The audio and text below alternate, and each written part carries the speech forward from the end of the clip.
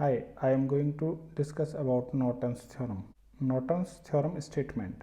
Norton's theorem states that any two terminal A and B of a network composed of linear resistance as shown in figure and independent sources, voltage sources, current sources or combination of voltage sources and current source may be replaced by an equivalent current source IN and a parallel resistance Rn. The magnitude of the current source is the current measured in the short circuit placed across the terminal pair A and B. The parallel resistance Rn is the equivalent resistance looking into the terminal pair A and B with all independent sources has been replaced by their internal resistance. So to calculate the value of Rn, we are going to look the circuit after replacing the independent sources by their internal resistance from terminal A and B. Remember that we are going to replace the independent sources only. We will keep the dependent sources because the value of the dependent source is depend on the other parameters. Step number 1. Sort the output terminal after disconnecting the load resistance from the terminal A and B, then calculate the short circuit current as shown in figure. We have removed the load resistance from the terminal A and B and we have short the terminal A and B by an ammeter. Note: apply any technique, mesh current, node voltage, superposition method and experimental, just measure the short circuit current using the ammeter to find out the value of IN. Step 2. Redraw the circuit with each practical source replaced by its internal resistance while the short circuit across the output terminals removed. To calculate the value of Rn, the terminal A and B will be open and we will remove the sources with their internal resistance. Note: voltage source should be short circuited and current source should be open circuited because the internal resistance of the voltage source is 0. As the current source has the infinite resistance, therefore if we are replacing the current source with their internal resistance, so it will act as a open circuit. Okay, so voltage source will be short circuited and current source will be open circuited. Step 3. Calculate the resistance that would exist between the load terminal A and B.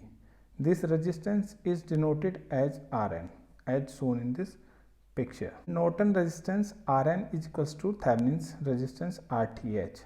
Step 4. Place the Rn parallel with the current source IN to form the Norton equivalent circuit. So we get the Norton equivalent circuit after connecting the IN in parallel with Rn. Step 5. Reconnect the original load to the Norton equivalent circuit.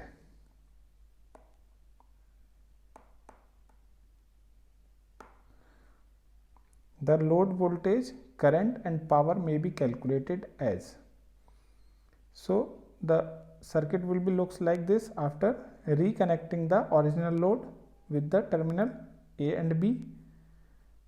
So here we have a current I that is dividing into two parts. One is current flowing through the resistance RL, current flowing through the resistance RN and current flowing through the resistance RL, that is IL, and the current coming from this branch is IN. So load current IL is equals to Rn by Rn plus RL into IN as per the current division rule. Voltage across the load VL is equals to I into RL. We know that V is equals to IR and here I is equals to IL and R is equals to RL. So voltage across the load VL is equals to IL into RL. Power absorbed by the load PL is equals to IL square RL. Question: for the circuit shown in figure, Find the current through RL is equals to R2 is equals to 1 ohm resistor. The current is IAB using Norton theorem, and hence calculate the voltage across the current source VCG. So we need to calculate the voltage across terminal C and G.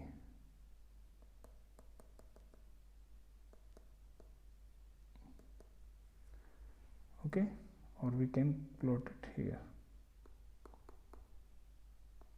We need to calculate the voltage across these two terminals. This is VCG. As per the Norton theorem statement, remove the load resistance and short circuit the load terminal. So the next circuit will be looks like this. We have removed the load from here and we have short circuit the terminal A and B. To calculate the value of IN, we can use mesh current or superposition theorem or loop equations, or we can add a ammeter between terminal A and B. So here I am using the loop equations to calculate the value of IN. As we can see, there are three loops: loop 1, loop 2 and loop 3. For loop 1, we have the one voltage source, we have one resistance of 2 ohm. So I can write down the equation like this. Direction of current for the loop 1 is clockwise direction. The current is going out from this 3 volt source, so I will consider it positive, plus 3, and the direction of current is downward in this R4 resistance, so it will act as a voltage drop here. So minus R4 in small bracket I1 minus I2 small bracket close is equals to 0. We can rewrite this equation after opening this small bracket. So it will be 3 is equals to R4 I1 minus R4 I2, or we can rewrite this equation like R4 I1 is equals to 3 plus R4 I2. From loop number 2, we can see that the I2 current is flowing through this branch, while a 2 ampere current source is connected in this branch and the direction of current is upward. Therefore, the value of I2 is equals to minus 2 ampere. We can substitute I2 is equals to minus 2 ampere in this equation. So we can get 3 plus 2 into minus 2, or we can rewrite this equation like this: 2I1, because we know the value of R4 is 2 ohm. So 2 into I1 is equals to 3 minus 4 is equals to minus 1, or I1 is equals to minus 1 by 2 is equals to minus 0.5 ampere. It means the current in this branch is going upward. This is the physical significance of minus sign here. In loop 3, we have two resistance R1 and R3. So we can write down the loop equation like this: the current in this R1 is I3 and the current in R3 is equals to I3 minus I2. We can write down the loop equation like this: minus R1 I3 minus R3 in small bracket I3 minus I2 bracket close is equals to 0. Now substitute the value of I2 and R1 R3, because we know the value of R1 and R3 from the circuit, and we also know the value of I2 from loop 2. So after substituting the value of R1, R3 and I2, we can rewrite this equation like this: minus 3I3 minus 4 in middle bracket I3 minus in a small bracket minus 2, middle bracket closed is equals to 0. When we will open this small bracket, so minus minus will become plus. So we can rewrite down this equation like this: minus 3i3 minus 4i3 plus 2 is equals to 0, or minus 7i3 minus 8 is equals to 0, or i3 is equals to minus 8 by 7 ampere. The physical significance of this minus sign is the direction of current loop third is anti-clockwise, while we have considered it clockwise. As we can see from the circuit that the current flowing through branch AB is IN, while if we are writing the equation as per loop, so the current in this branch is I1 minus I3. Why I am writing I1 minus I3? Why not I3 minus I1? Because the direction of current we have considered I1 is same in the direction of IN. Therefore, we can write down this equation like this: I1 minus I3 is equals to IN. Now we know the value of I1 and I3. Just substitute the value of I1 and I3. We will get IN is equals to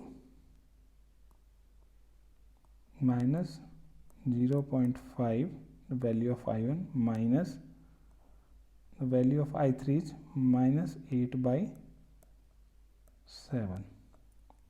So whenever I will open this bracket, it will become minus minus become plus. So IN is equals to minus 0.5 plus 8 by 7 is equals to minus 3.5 plus 8 divided by 7, or we can say IN is equals to 4.5 by 7 is equals to 0.64 ampere. So now we get the value of IN is equals to 0.64 ampere. Step 3, compute Rn. To compute the value of Rn, replace all the sources with their internal resistance. All the sources means independent sources.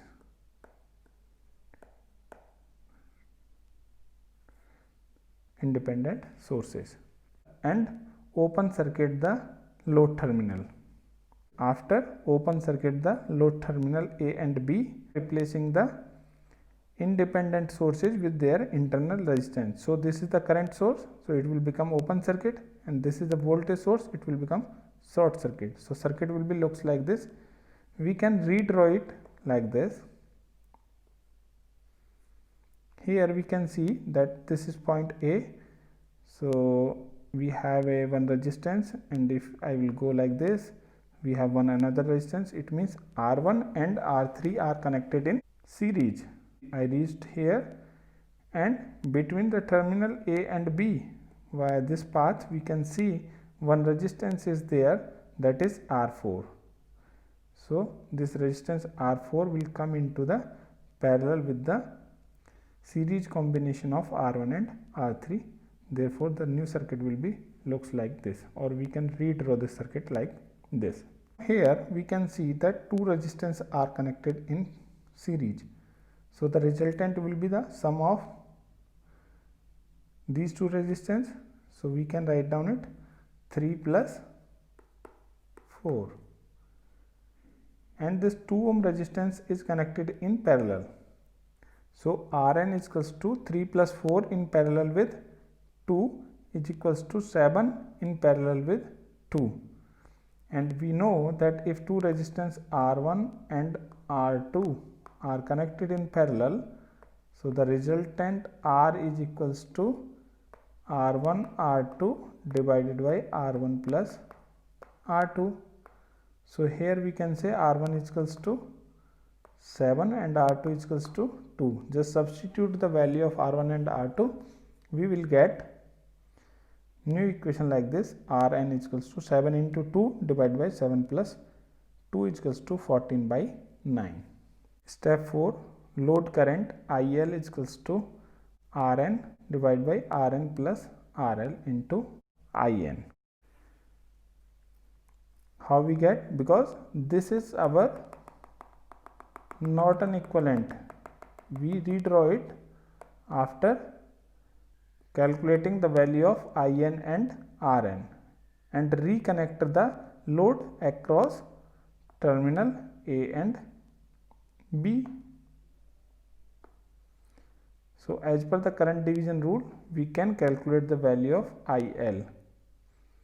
So IL is equals to 1.555, that is the value of Rn, divided by Rn plus RL is equals to 1 ohm, so plus 1 into the value of IN is 0.643.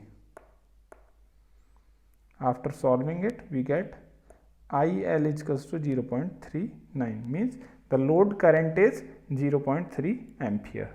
We need to calculate the voltage across terminal CG.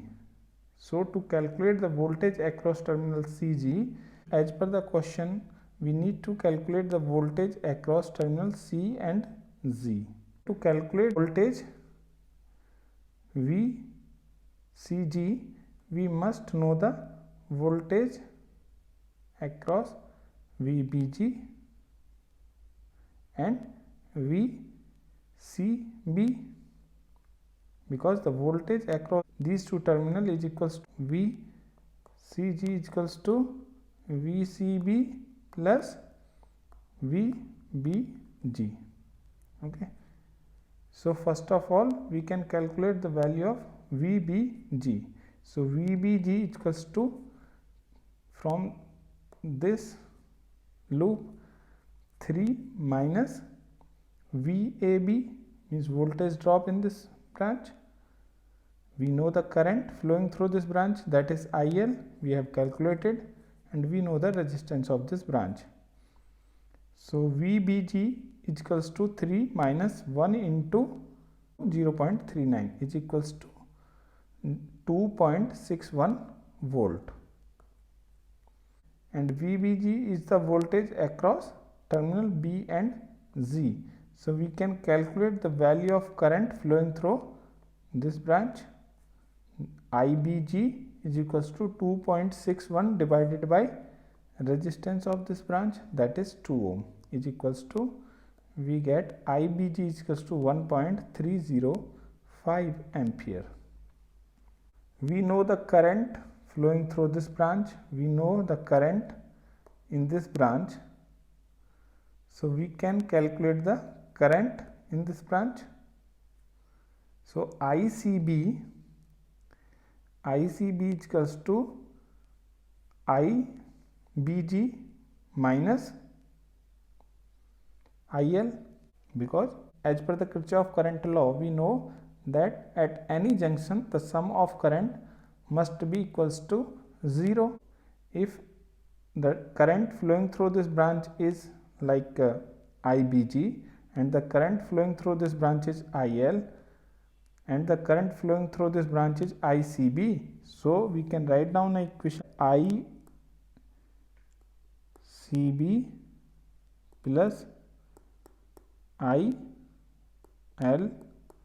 plus IBG equals to 0. The IL is equals to 0.39 and IBG is equals to 1.305. We can calculate the value of ICB is equals to 1.305 minus 0.39 is equals to 0.915 is the value of ICB, and the direction will be from C to B, means the direction of current will be like this. Let me rub this to make it more clear. We have calculated the value of ICB.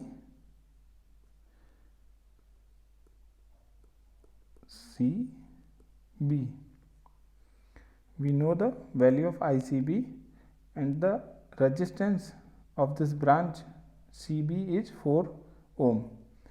So if we want to calculate the voltage across these two terminals, will be what? The summation of voltage drop in 4 ohm resistance branch and 2 ohm branch. VCG is equals to VBG plus VCB. If I am saying this is VCB, and this is VBG is equals to VCG is equals to 2 into IBG, and VCB is what? 4 into ICB. Now substitute the value of IBG and ICB in this equation. VCG is equals to 2 into 1.305 plus 4 into 0.915 is equals to 2.61 plus 3.66 is equals to 6.27 volt. We get the VCG is equals to 6.27 volt. This is another question. For the circuit shown in figure, the following measurements are taken and they are given in table. Find the current flowing through the resistor when R is equals to 25 kilo ohm and voltage drop across the resistor. So in question we need to calculate the value of current flowing through this resistance R when the value of this resistance is 25 kilo ohm, and we also need to calculate the voltage drop across it. In the table, the value of resistance, current and voltage across resistance R is given for various cases. When R is open, when this R is open, the current is 0.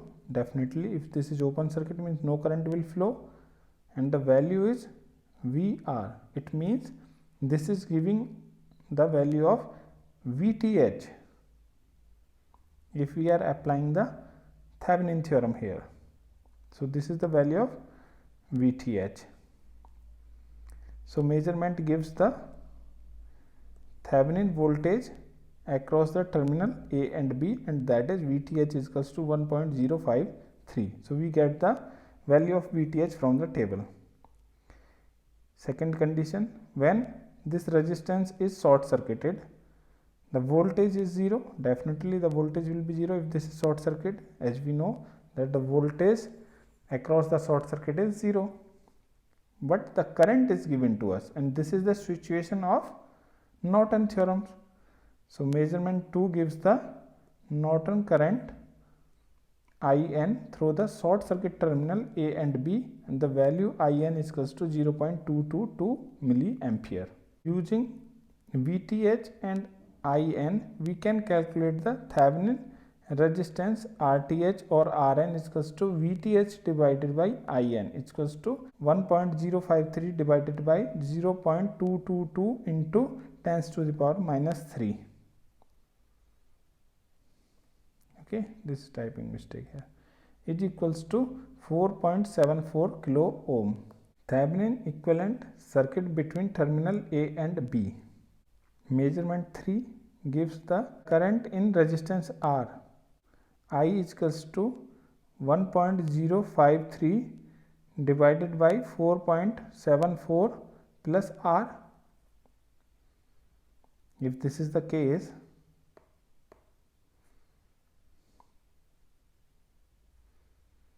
because the current is given but we don't know the voltage, so this current will maybe the load current.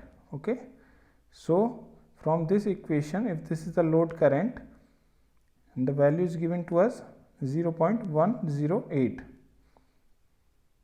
so we can rewrite this equation like this: 4.74 plus R is equals to 1.053 divided by 0.108 into 10 to the power 3, because this is milliampere, is equals to 9.74 kilo ohm.